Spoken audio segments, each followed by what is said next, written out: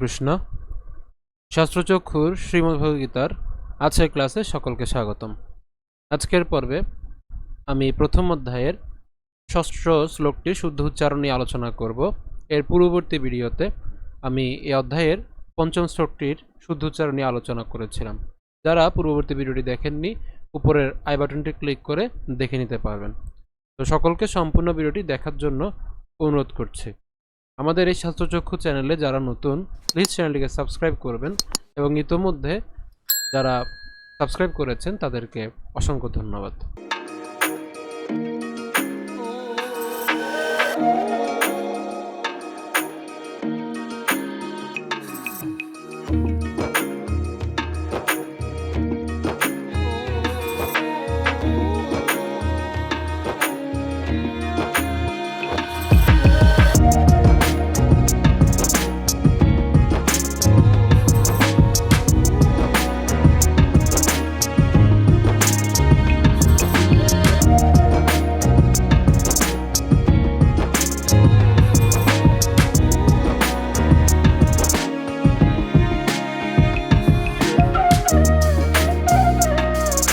বিক্রান্ত উত্তমৌজাশ্চ বীর্যবান সৌভদ্র দ্রৌপদেয়াশ্চ সর্ব এব মহারথা। তো আমরা প্রথমে একটু ভেঙে নেই। এখানে আমরা উচ্চারণ করেছি কি ইউধা। আমরা বলেছিলাম যে অন্তস্থজয়ের উচ্চারণ কার মতো হয়? অন্ত্যেষ্টিয়র মতো হয় অথবা ইয়র মতো হয়, ইয়। তাহলে একে যদি উচ্চারণ করি ইউধা, অর্থাৎ যদি ভেঙে লিখি ইউধা। এরপর মন ইউশ্চ। কেন ইউশ্চ?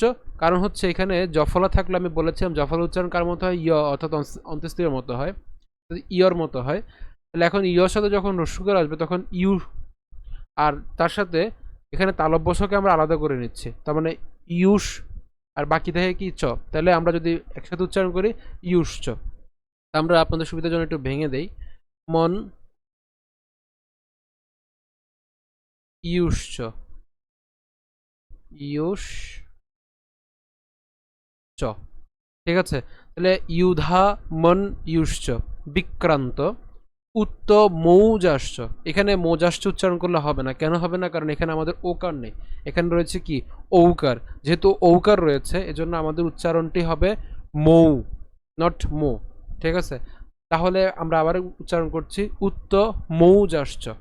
ইউধা মন্যুশ্চ বিক্রান্ত উত্তমৌজাশ্চ বীর্যবান, বীর্যবান। ঠিক আছে, কেন বীর্যবান? আবার বলছি, যেহেতু অন্তস্থ রয়েছে, তার উচ্চারণ কার মতো হয়? ইয়র মতো হয় অথবা অন্ত্যেষ্টির মতো হয়। ঠিক আছে, তাহলে উচ্চারণ কেমন? বীর্যবান। সৌভদ্র, সৌভদ্র। এখানে সৌভদ্র উচ্চারণ করলে হবে না। কেন? কারণ এখানে দন্ত স রয়েছে। আমি বলেছিলাম প্রথম ক্লাসে যে এখানে আমাদের বাংলা বর্ণমালাতে 3 প্রকারের স রয়েছে, অর্থাৎ দন্ত স, মূর্ধন্য স এবং হচ্ছে কি তালব্য স, এবং তিনটির উচ্চারণ হচ্ছে 3 রকম। এর উচ্চারণ হবে দন্ত স, দন্ত থেকে এসেছে এজন্য দন্ত স। এরপর হচ্ছে মূর্ধন্য স।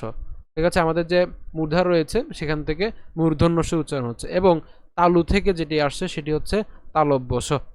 তাহলে 3টি উচ্চারণ কিন্তু 3 রকম। কি কি? দন্ত স, যার উচ্চারণ হবে স, এর উচ্চারণ হবে স, এবং তালব্য স হবে স। ঠিক আছে, 3টি উচ্চারণ কিন্তু 3 রকম। তাহলে আমরা সৌভদ্র উচ্চারণ করব, সৌ, নট সৌ। ঠিক আছে, কি উচ্চারণ হবে?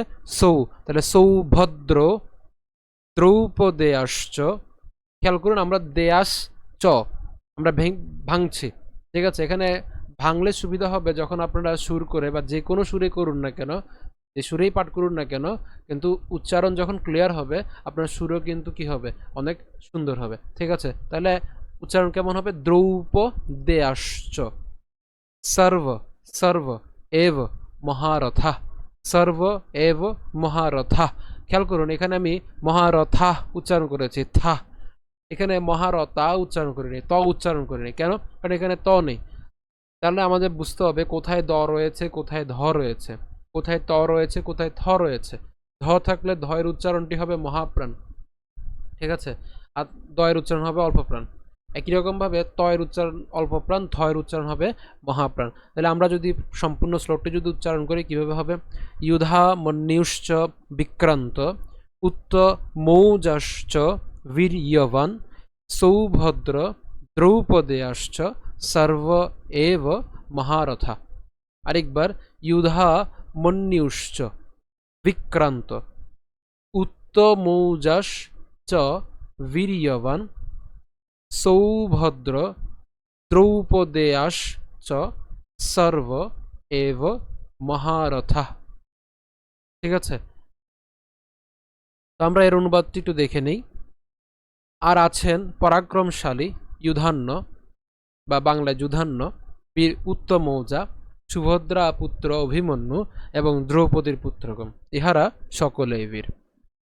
তো আমরা এই শ্লোকগুলোর তাৎপর্য আমাদের এই চ্যানেলের অপর একটি প্লেলিস্টে দেওয়া থাকবে, আপনারা অবশ্যই ওই প্লেলিস্টটি দেখে নেবেন।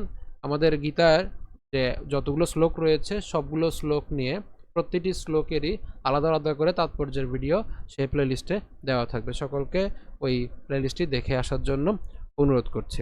আমরা আরেকটু উচ্চারণটি একটু ক্লিয়ার করে নিই আরেকবার, এবং আমরা সেটিকে সুর করে আপনাদেরকে একটু ক্লিয়ার করে দিচ্ছি।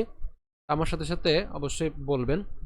युधा मन्युश्च विक्रांत, युधा मन युश्च, আমরা একসাথে উচ্চারণ করেছি, আপনারা ভেঙে উচ্চারণ করতে পারেন। युश्च विक्रांत उत्तमौजाश्च वीर्यवान् सौभद्र द्रौपदेयश्च सर्व एव महारथा। খুবই সহজ একটি শ্লোক। তো আমরা যদি সুর করে পাঠ করি কেমন হবে? युधा मन्युश्च विक्रांत उत्तमौजाश्च वीर्यवान् सौभद्र द्रौपदेयश्च सर्व एव महारथा। আরেকবার युधा मन्युश्च विक्रांत उत्तमौजाश्च वीर्यवान् सौभद्र द्रौपदेयश्च सर्व एव महारथा। আরেকবার युधा मन्युश्च विक्रांत उत्तमौजाश्च वीर्यवान्, আমার সাথে সাথে বলুন, सौभद्र द्रौपदेयश्च सर्व एव महारथा। আরেকবার युधा मन्युश्च विक्रांत उत्तमौजाश्च वीर्यवान् सौभद्र द्रौपदेयश्च सर्व एव महारथा। আশা করি আপনারা এই শ্লোকটি পারবেন। তো এর পরবর্তী ভিডিওগুলোতেও আমরা একইভাবে গীতার প্রত্যেকটি শ্লোকের শুদ্ধভাবে উচ্চারণ আমরা দেওয়ার চেষ্টা করব, এবং তাৎপর্য এবং বিভিন্ন যে ভজন কীর্তন রয়েছে এবং একাদশীর যে মাহাত্ম্য রয়েছে সেগুলো আমরা আমাদের এই চ্যানেলে আপলোড করব। সকলকে সমস্ত ভিডিওগুলো দেখে আসার জন্য অনুরোধ করছি, এবং আমাদের ভিডিও ডেসক্রিপশনে টেলিগ্রাম গ্রুপের লিঙ্ক দেওয়া রয়েছে, আপনারা অবশ্যই এই টেলিগ্রাম গ্রুপে যুক্ত হবেন, এবং যে আমাদের যে ফেসবুক পেজ রয়েছে সেই ফেসবুক পেজে লাইক করবেন। তো আজকে ভিডিও পর্যন্ত। যদি ভিডিওটি ভালো লেগে থাকে অবশ্যই ভিডিওটিতে লাইক দিবেন, ভিডিওটিকে কমেন্ট করবেন এবং বেশি বেশি করে শেয়ার করবেন। এখনও পর্যন্ত আমার এই চ্যানেলটিকে যারা সাবস্ক্রাইব করেনি প্লিজ চ্যানেলটিকে সাবস্ক্রাইব করবেন, এবং ইতিমধ্যে আমাদের এই চ্যানেলটিকে যারা সাবস্ক্রাইব করেছেন তাদেরকে অসংখ্য ধন্যবাদ। ধন্যবাদ সকলকে। হরে কৃষ্ণ।